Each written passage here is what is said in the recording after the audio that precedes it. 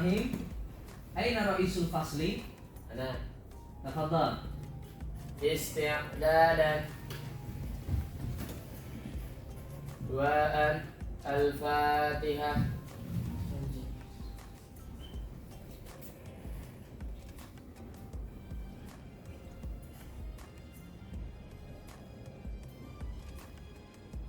Khalas tasliman. Assalamualaikum warahmatullahi wabarakatuh. Waalaikumsalam warahmatullahi wabarakatuh. Bismillahirrahmanirrahim. Assalamualaikum warahmatullahi wabarakatuh. Waalaikumsalam warahmatullahi wabarakatuh. Innal hamdalillah wassalatu wassalamu ala Rasulillah sayyidina Muhammad ibn Abdillah wa ala alihi wa sahbihi wa mawalah la haula wa la quwata illa billah. Amma ba'd. Rabbi syrah li sadri, yassir li amri, wahlul 'uqdatam min lisani, yafqahu qawli waj'alni waziran min ahli, Rabbi zidna ilma, zidna fahma, zidna bis salihin, Allahumma faqihna fid din, zidna ta'wil bi rahmatika ya arhamar rahimin. Amin ya rabbal alamin. Mudah-mudahan doa yang kita baca ini bisa menjadikan kita termasuk orang-orang yang dimudahkan dalam belajar, dimudahkan dalam menghafal, insyaallah. Amin ya rabbal alamin. Sabahul khair, Sabahun nur, naharukum sa'id, sa'idun mubarak. kaifa halukum? Alhamdulillah nahnu bi khair wa afiyah. Madza darsunal ana? Darsunal ana Qur'an hadis. Al-yawm insyaallah sanadrus an ilmi Qur'an al-hadis. Walidzalika qabla nabda'u hadha ad-dars, sebelum kita mulai pelajaran kita pada hari ini, saya mau perhatikan semuanya dalam keadaan rapi. Tulisannya sudah disiapkan, bukunya sudah disiapkan. Ya. Saya absen terlebih dahulu. Siapa yang hadir dan siapa yang tidak hadir?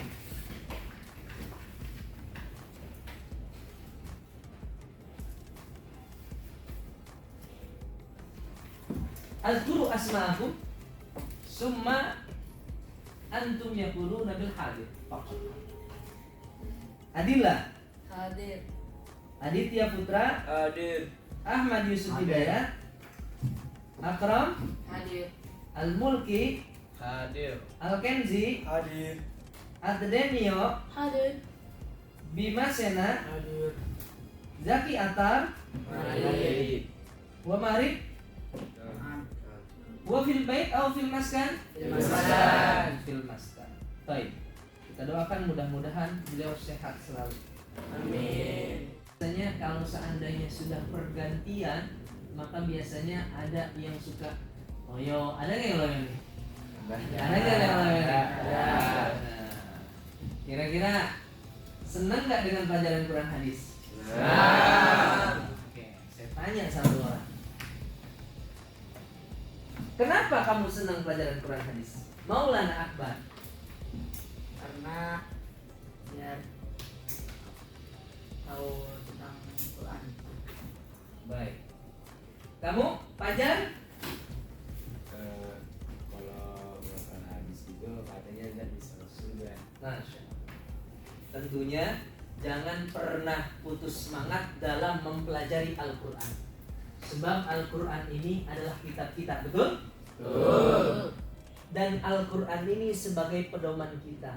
Dan Al-Quran ini tidak bisa kita pahami secara mutlak, secara keseluruhan, kalau tidak ada satu penjelasan. Siapa di antaranya yang bisa menjelaskan?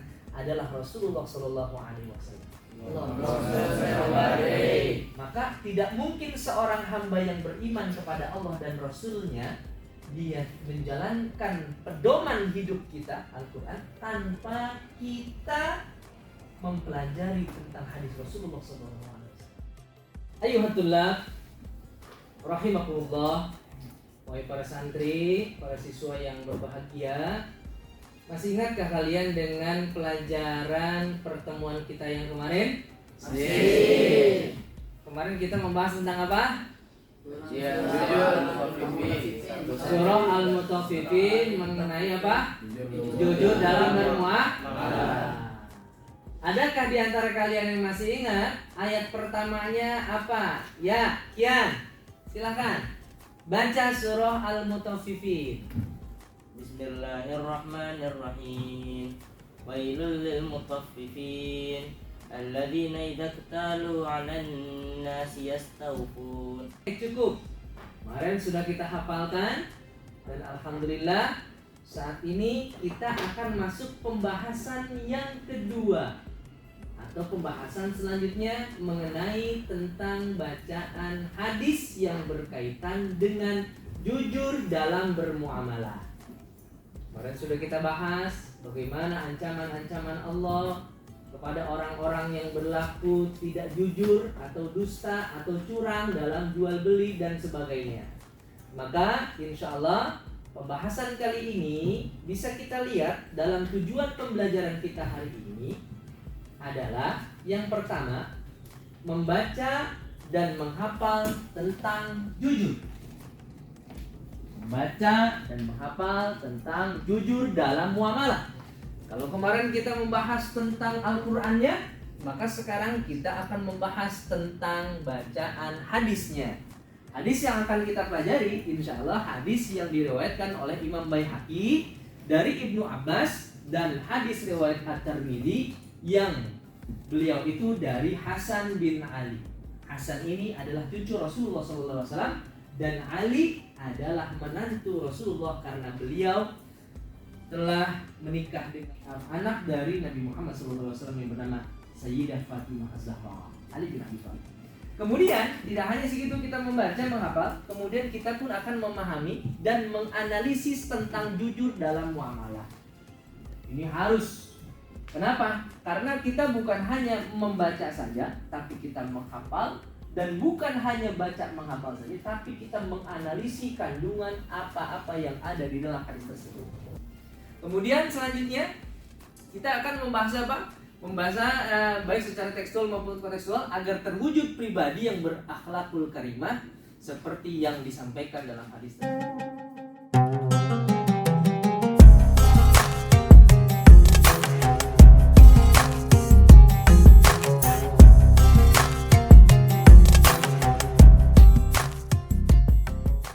Apa yang akan kita pelajari hari ini? Maka pada hari ini insya Allah kita mempelajari tentang kajian hadis bab yang ketiga, menggapai keberkahan hidup dengan jujur dalam muamalah dari hadis kedua tadi. Kita akan mulai hadisnya. Sama-sama perhatikan. Sebelum kita masuk hadis, ada slide bagaimana seorang yang berlaku jujur dalam perdagangan. Kita dalam jujur, kenapa? Karena di antara salah satu keutamaan orang yang berlaku jujur dalam berdagang, maka yang pertama, para pedagang jujur dan dipercaya akan bersama para nabi, siddiqin, dan orang-orang yang wafat dalam keadaan syahid. Seorang pedagang, dia ketika meninggal dunia, maka dia akan bersama dengan siapa? Dengan siapa? Para nabi. Yang kedua dengan siapa? Ketiga dengan siapa? Orang-orang yang wafat dalam keadaan syuhada. Berarti Allah catatkan sebagai bersama-sama mereka. Syaratnya satu. Apa syaratnya? Jujur dalam menjadi seorang pedagang. Kita lihat hadis. Ikuti saya dan kalian bersama-sama membaca. Hadis ini diriwayatkan oleh Imam Baihaqi dari Abdullah bin Abbas atau yang kita kenal dengan Ibnu Abbas. Kita baca Bismillahirrahmanirrahim. Bismillahirrahmanirrahim. An Ibni Abbasin. An Ibni Abbasin radhiyallahu anhu. radhiyallahu anhu Qala Rasulullah sallallahu alaihi wasallam. Qala Rasulullah sallallahu alaihi wasallam. Ya ma'syarat tujjari. Ya ma'syarat tujjari. Inna Innakum qad walaitum amran halakat fihil umamus salifatu al-mikyalu wal mizanu rawahul baihaqi. Coba sekarang kalian baca bersama-sama, ikutin tanda merah ini. 1, 2, 3. Bismillahirrahmanirrahim. An Ibni Abbasin qala Rasulullah sallallahu alaihi wasallam, ya ma'syarat tujjari innakum qad walaitum amran halakat fihil umamus salifatu al-mikyalu wal mizanu. Bisa bacanya?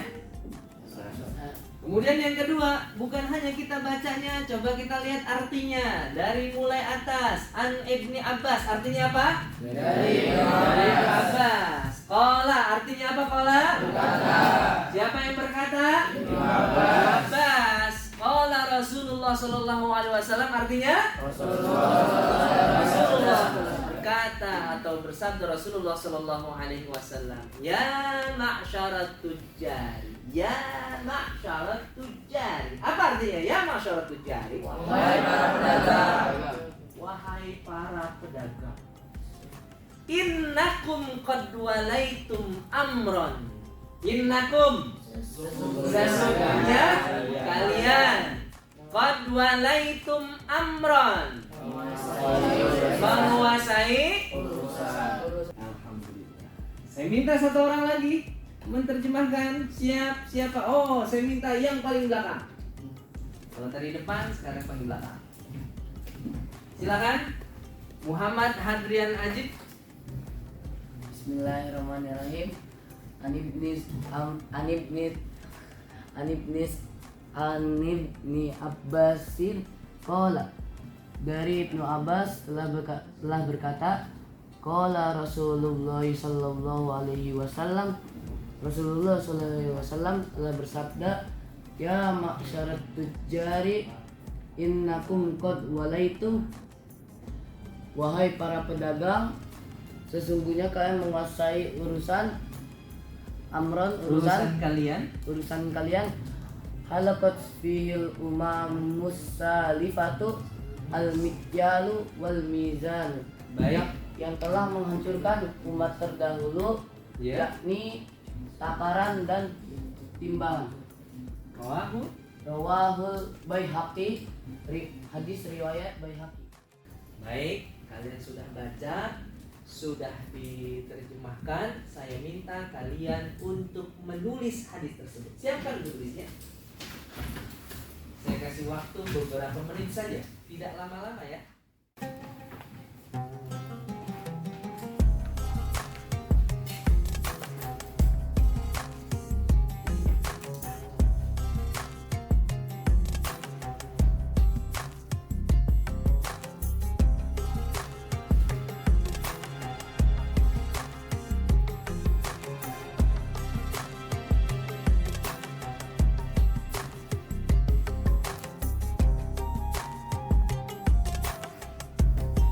Ingat, perhatikan bagaimana cara menulis yang benar. Harus tetap posisinya dalam keadaan rapi.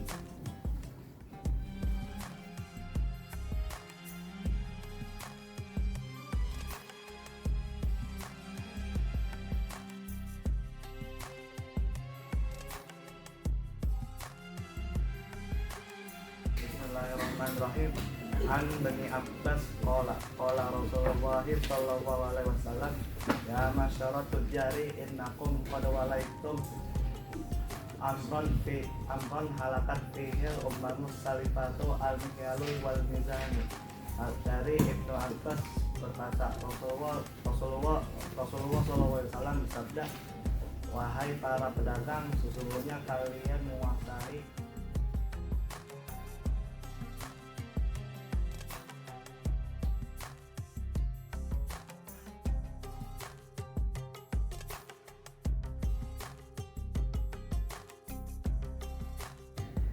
kandungan hadis yang akan kita bahas adalah bahwasanya dalam hadis ini merupakan peringatan keras kepada pedagang. Ini banyak sekali pedagang yang melakukan kecurangan. Wabil khusus mereka melakukan kecurangan dalam hal takaran dan timbangan.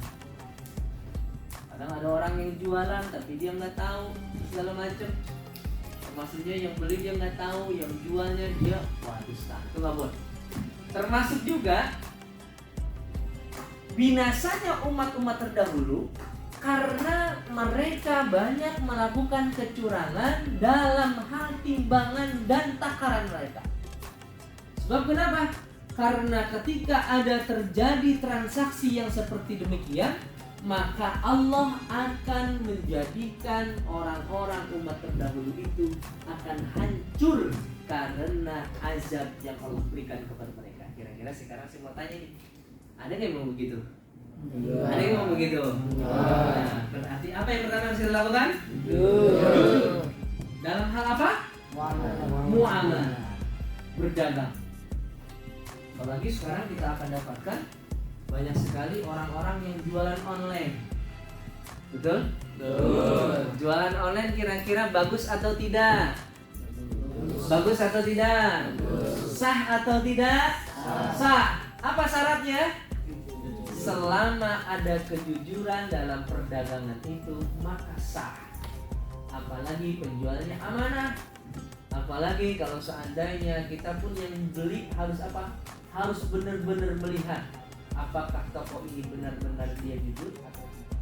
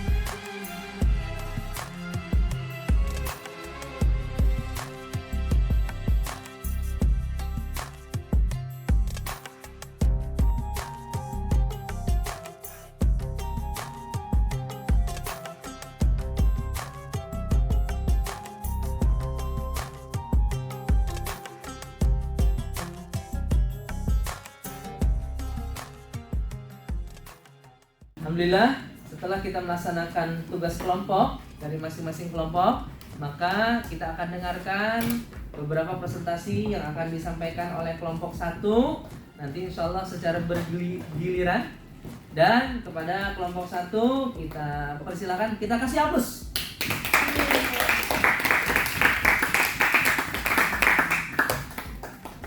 Bismillahirrahmanirrahim. Assalamualaikum warahmatullahi wabarakatuh. Waalaikumsalam warahmatullahi wabarakatuh. Kami dari kelompok 1 ingin menganalisis dari hadis yang tadi sudah dipelajarin.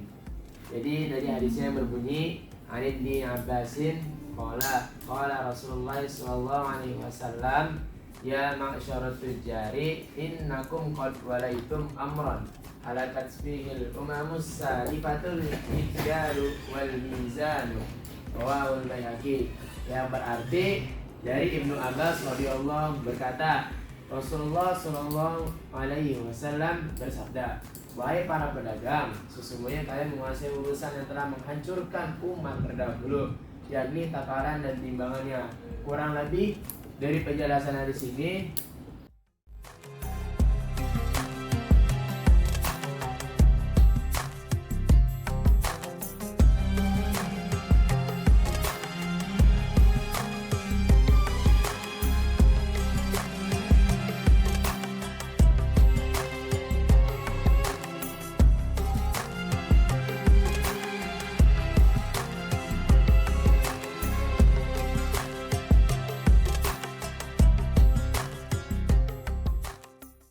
kita melaksanakan presentasi masing-masing kelompok secara bergiliran, maka dari pembahasan hadis ini bisa kita memberikan kesimpulan yang pertama, bahwasanya hadis jujur dalam muamalah riwayat Baihaqi dari Ibnu Abbas radhiyallahu anhu menjelaskan tentang perintah untuk berlaku jujur dalam muamalah, khususnya pada saat menakar dan menimbang, maka harus ada kejujuran, tidak boleh ada dusta atau ada kecurangan. Karena sebab ada orang ingin untungnya besar, akhirnya melakukan segala cara untuk mendapatkan keuntungan. Yang kedua, yang bisa kita ambil hadis juga, bahwasanya hadis tersebut muamalah diartikan sebagai kesesuaian antara pikiran, ucapan, dan tindakan dalam berinteraksi sosial dengan sesama manusia. Kenapa? Sehingga ketika ada orang yang melakukan interaksi secara jujur dan mereka tidak ada kecurangan, maka ini adalah salah satu di antara sifat Rasulullah SAW. Betul?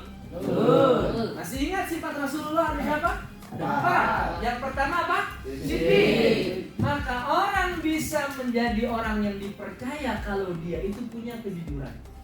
Kalau ini diterapkan dalam kehidupan kita sehari-hari, tentunya insya Allah akan mendapatkan ketenangan dalam hati. Sebab orang yang tidak jujur, maka dalam hatinya tidak ada ketenangan. Baik itu? Maka nanti kita akan coba setiap pekerjaan sehari-hari kita melaksanakan kejujuran. Mudah-mudahan di situ akan terdapat keberkahan kita.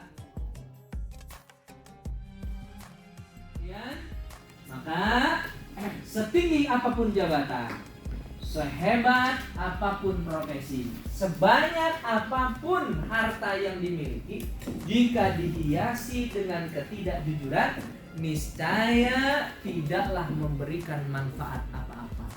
Kamu menjadi jabatan yang tinggi, profesinya banyak, segala macam hartanya banyak, tapi kalau diraih dengan ketidakjujuran, maka kira-kira ada berkahnya atau tidak? Ada manfaatnya atau tidak? Oleh karena itu, tanamkan selalu sikap kejujuran di dalam diri kita dan implementasikan di dalam kehidupan sehari-hari. Semoga dengan demikian rahmat dan keberkahan Allah itu turun kepada kita semua, insya Allah. Maka sama-sama kita tutup kajian kita pada hari ini dengan pembacaan doa penutup bareng-bareng secara bersama-sama. Bismillahirrahmanirrahim. Subhanakallahumma wa bihamdika asyhadu an la ilaha illa anta astaghfiruka wa atubu ilaik. Mudah-mudahan semuanya bisa mengamalkan apa yang kalian dapat dan insya Allah mendapatkan keberkahan dari Allah Subhanahu wa Ta'ala. Amin. Ya Rabbal Alamin. Dari saya cukup sekian. Mohon maaf atas segala kekurangan. Insya Allah kita akan bertemu lagi di pertemuan selanjutnya. Maka kita akhiri dengan pembacaan hamdalah. Assalamualaikum warahmatullahi wabarakatuh.